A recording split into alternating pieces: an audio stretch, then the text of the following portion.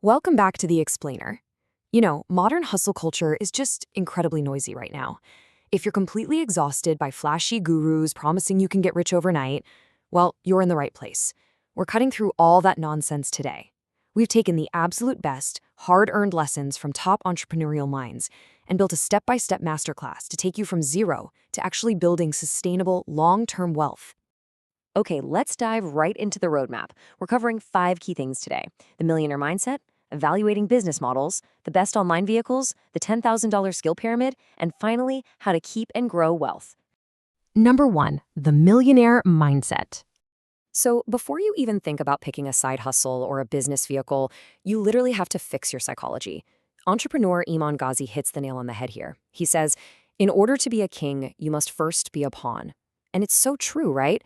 Our generation watches one viral video and suddenly everyone wants to skip straight to the finish line, totally ignoring the fact that today's leaders had to start at the absolute bottom.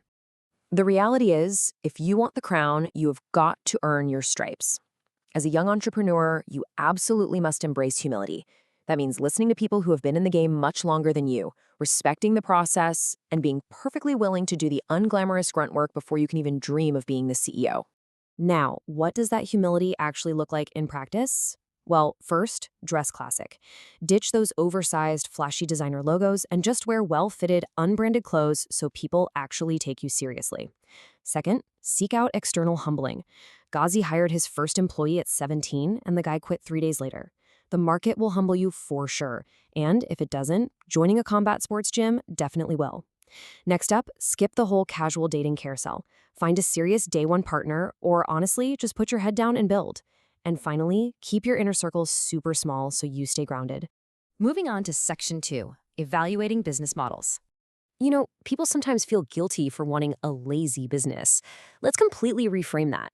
A lazy business is really just the smartest, highest return on investment path you can take. But to find it, you need to run every single idea through 5 key criteria: upfront capital, scalability, fulfillment, risk, and difficulty.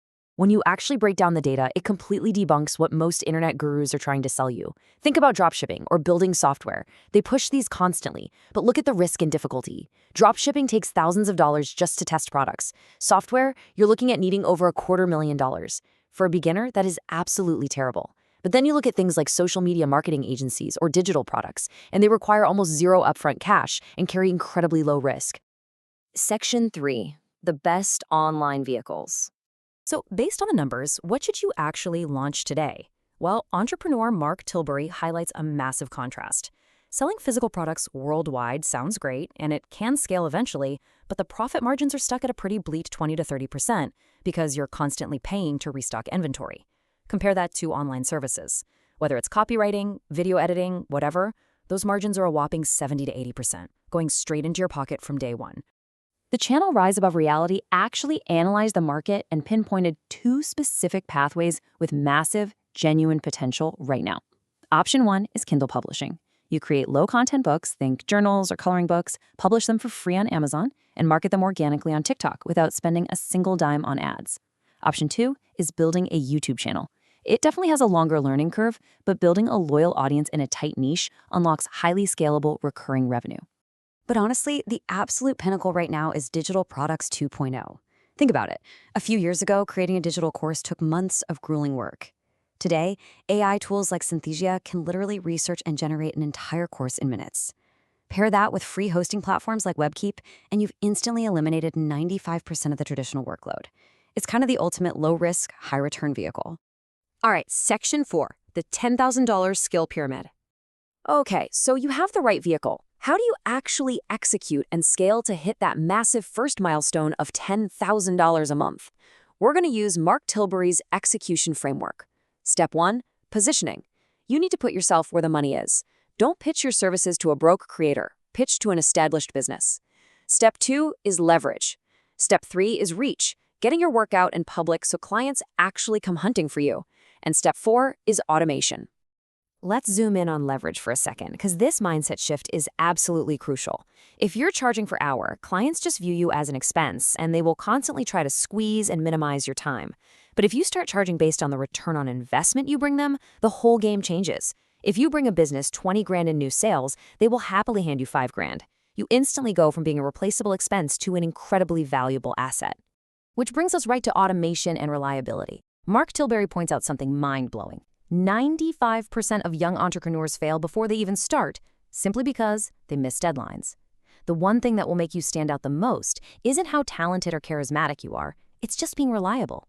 Simply using basic CRM systems to automate your follow-ups instantly makes you an apex predator in a market filled with disorganized beginners. Section 5. Keep and grow wealth. Look, hitting a $10,000 a month means absolutely nothing if you just blow it all on a leased supercar at 19, right? To preserve and multiply your money, you follow a strict hierarchy. At the safest baseline, you want a high-yield savings account as your cash buffer. Moving up a step, index funds offer super low-maintenance wealth multiplication. Above that, individual stocks give you more direct market exposure and hands-on learning, but with more risk. And at the very top, the highest risk level, things like crypto and illiquid real estate. 10%. That is the average historical return of the S&P 500 over the last 10 years. Mark Tilbury points out a pretty crazy reality here. If you just took the $5 you waste on a daily coffee and consistently invested it into an index fund yielding that average, you would literally retire a millionaire. Building long-term wealth isn't about flashy day trading. It's all about consistency. But there's also a deeply psychological reason for investing this way. Like Iman Gaji says, when you're young, you are often your own worst enemy. If you have a ton of liquid cash sitting around, the temptation to buy something flashy just to flex online is huge. Pushing your money into illiquid assets locks it away safely. You're basically protecting your future wealth from your current ego. As we wrap up this explainer, I want to leave you with one final provocative thought. We started out talking about how you have to be a pawn before you can become a king. Well, now you've got the blueprint, the mindset, the vehicles, the execution strategy, and the preservation tactics. So ask yourself, are you taking real action to build a high ROI business that genuinely works for you? Or are you just letting the toxic noise of hustle culture turn you into a pawn in someone else's game? The tools are right there in front of you. It's time to build. Thanks for joining me today, and I'll see you next time.